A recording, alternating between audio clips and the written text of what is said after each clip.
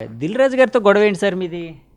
ఏ అసలు చాలా ఫూలిష్నెస్ అండి, ఒట్టిది అబద్ధం. పూర్తినే అండి అది, అంటే మామూలుగా ఈ బయట ప్రచారం అంతేనండి. ఇప్పటికి కూడా నేను ఫోన్ చేస్తే ఫస్ట్ రింక్ నా ఫోన్ చేస్తాడు ఎనీ టైం. అసలు మా ఇద్దరి మధ్యన అసలు గొడవలు లేవు, ఇది లేదు. ఈ కౌన్సిల్ ఎలక్షన్లో లేకపోతే ఈయో అలాంటి ఇది కాదు. ఆయన్ని రాంగ్ ట్రాక్లో పెట్టారు.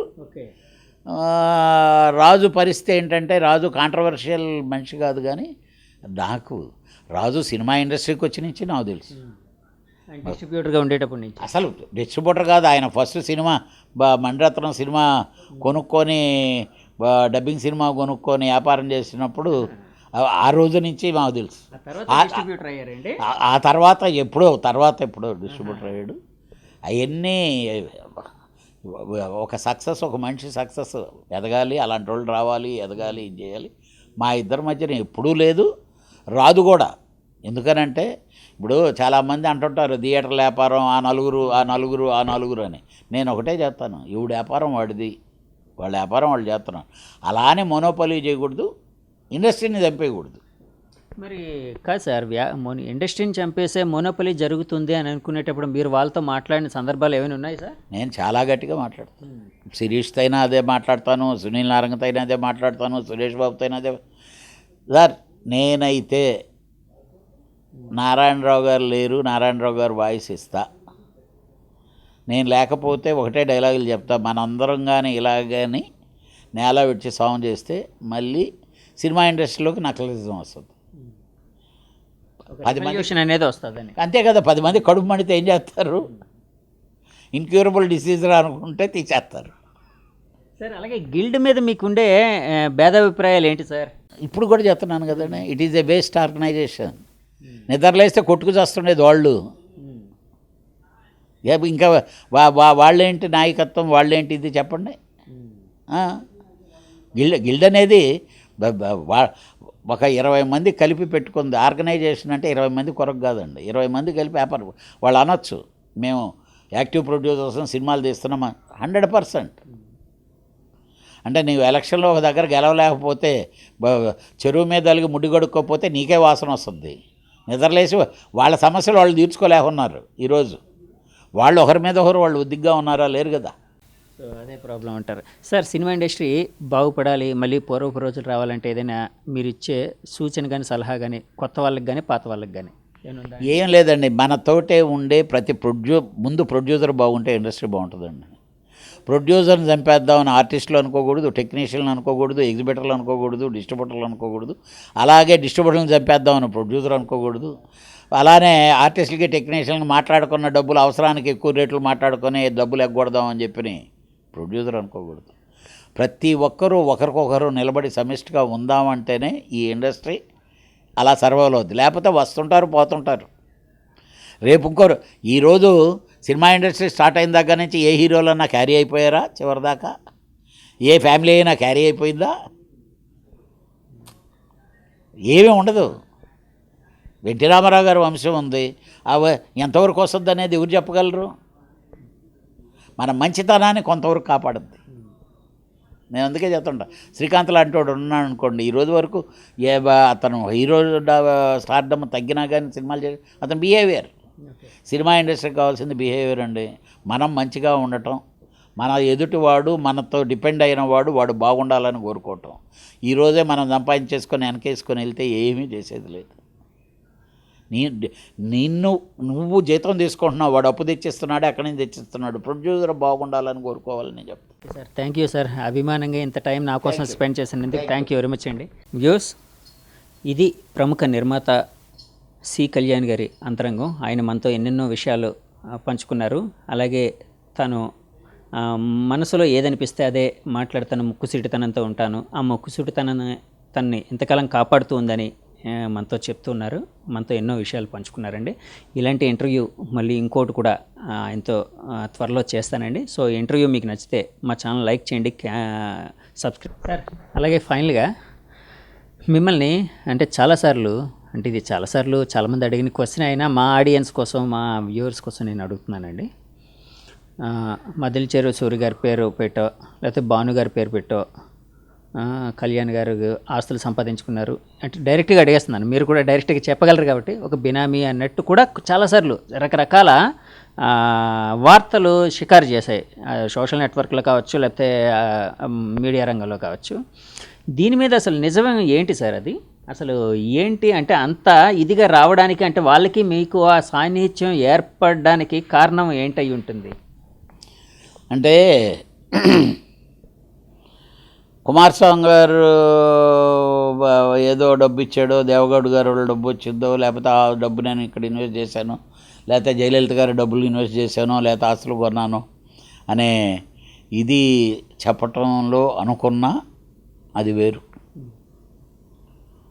భానుకిరణ్, సూరి వాళ్ళు నాకు పరిచయం అయినప్పుడు, సూరి వాళ్ళ ఇంతకుముందు ఇది అవ్వటం అయితేమి, వాళ్ళ ఫాదర్స్ కానీ లేకపోతే రమణారెడ్డి గారు వాళ్ళు కానీ వీళ్ళందరూ ఇవన్నీ వదిలేస్తే, వీళ్ళు నాతో క్లోజ్గా తిరిగి క్లోజ్గా అయ్యే టయానికే ఈ రోజు వరకు నాకు ఉన్ని ఆస్తులు కానీ, నేను అమ్మిన ఆస్తులు కానీ, నేను డెవలప్ చేసిన ఆస్తులు కానీ వీళ్ళందరూ పరిచయం కాకముందే కొన్నా.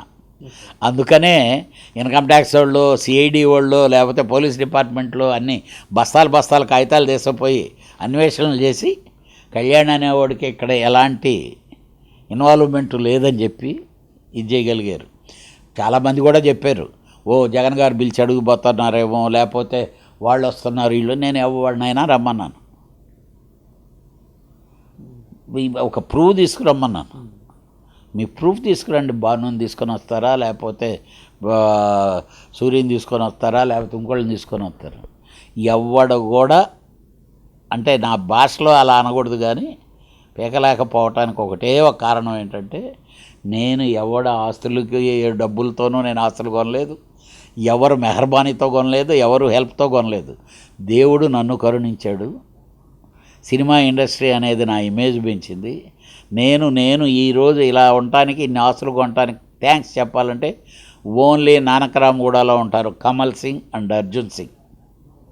రామానాయుడు గారి స్టూడియో వాళ్ళ దగ్గరనే కొన్నారు. అక్కడ వాళ్ళిద్దరికే నేను రుణపడి ఉండాలి తప్పితే, ఫస్ట్ నాకు హైదరాబాదులో ఇళ్ళు అని ఒక ఆస్తి ఏర్పరిచిన శ్రీగారికి రుణపడి ఉండాలి. ఇంకా కొరవ వీళ్ళందరూ కళ్యాణ ఎదుగుదలలో ఎంజాయ్ చేస్తూ మూవ్ అవ్వచ్చు, లేకపోతే ఇంకోటి అవ్వచ్చు. కానీ my life time Kamal Singh and Arjun Singh వాళ్ళిద్దరు అన్నదమ్ముడు. వాళ్ళ ఇచ్చిన రూపాయితో ఆ డబ్బు పెట్టి నేను రియల్ ఎస్టేట్లోకి ఎంటర్ అయ్యి డబ్బు సంపాదించి. ఆ మధ్య మీకు నెల్లూరులో ఉండే ఒక పెద్ద నాయకుడికి, ఆనం వివేకానంద రెడ్డి గారికి ఏదో ఒక పెద్ద స్థల వివాదం, ఏదో పంచాయతీ నడిచిందని ఇట్లాగని రకరకాల వార్తలు వచ్చాయి. తర్వాత మీ ఇద్దరి మధ్య చాలా అంటే వాదోపవాదాలు జరిగాయని ఏదేదో రకరకాలు ఇవి వచ్చాయి. ఏంటి సార్ అది? అది ఇప్పటికే ఉందండి. వివేక వెళ్ళిపోయాడు కానీ స్థల వివాదం ఇప్పటికీ ఉంది. దాంట్లో 100% కాదు 1000% నేనే విన్ అవుతాను. ఆల్రెడీ విన్ అయ్యాను. ఇంకా బ్యాలెన్స్ ఇది ఉంది, ప్రొసీడింగ్స్ కొన్ని రావాల్సినవి ఉన్నాయి, అవుతాను. అది ఎవరి ఆస్తి కాదు, నేను డబ్బు పెట్టి కొనుక్కున్న ఆస్తి. వివేకాకి వివేకాన్ని కూడా నేను అనకూడదండి. నా స్టూడెంట్ కెరియర్ గ్రోత్లో is my role model. Okay, నేను ఆనం వివేక మనిషిగానే ఎదిగాను. సర్కమ్స్టాన్సెస్ అనుకోకుండా ఆయనతో ఈ యుద్ధాలు చేయాల్సి వచ్చినాయి. ఆయన కూడా ఇది ఇంత దూరం వెళ్ళొద్దని మాత్రం ఆయన అనుకోలేదు. ఒకటి మాత్రం ఈరోజు చెప్పగలను, ఆయన లేడు ఇక్కడ, ఆయన ఆత్మకు శాంతి చేకూరాలి. నా వల్లనే ఆయన నెల్లూరులో డిగ్రేడ్ అయ్యాడు.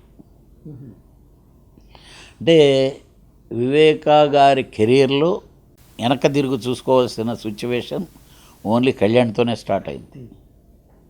అది బాధాకరమైన విషయం. నాకు రామనారాయణ రెడ్డి గారు కానీ లేకపోతే మేము ఎప్పుడు కలుసుకున్నా that family is my family.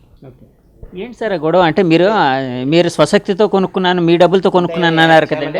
ఏంటంటే అది it is a play of the some other ఓనర్స్లో ముస్లిమ్స్. ఇది దాన్ని ఒక కాంట్రవర్సీ చేద్దామని చెప్పని అనుకున్నారు. ఆ కాంట్రవర్సీని ఫస్ట్ నగర మేయర్ ఒక ఆవిడ మీదకి లింక్ పెట్టారు. నేనేదో ఆవిడకి డబ్బు ఇచ్చానని, లేకపోతే ఇది చేశానని, అక్కడికి వివేకాకి వాళ్ళకి ఏదో ఇవన్నీ అది ఇలాగా పోయి అది నాన్ సింక్ అయిపోయింది. జెన్యూన్గా చెప్పాలంటే నాన్ సింక్ గొడవ పోయి చివరి దశలో ఆయనకి మా నాయకుడు వివేకా గారికి, ఆనం వివేకాకి నేను చేదు అనుభవం ఇచ్చాననే నేను పశ్చాత్తాపడుతున్నా ఈరోజు కూడా. But is my role model. Sir ఆయనకి మీకు అంత చనువు ఉంది, మరి ఆయన అనుచరుడుగానే ఒక రోల్ మోడల్గా ఆయన ఊహించుకుంటూ ఎదిగాని అన్నారు కదండి, మరి ఇది సార్ట్అవుట్ చేసుకోలేపారు సార్? అంటే అక్కడ స్పాట్లో అంటే సిటీలో పాలిటిక్స్కి అది ఇంత దూరం వెళ్ళొద్దని ఆయన ఎక్స్పెక్ట్ చేయలే. అది నేను కూడా చాలా స్పీడ్గా రియాక్ట్ అవ్వటం అయింది. కొంచెం రియాక్ట్ కాకుండా ఆగి డిస్కస్ చేస్తుంటే ఇంత అయ్యేదేమో కాదు. కానీ ఆయన మానసికంగా మాత్రం చాలా ఎక్కువ పాపం బాధపడ్డాడు.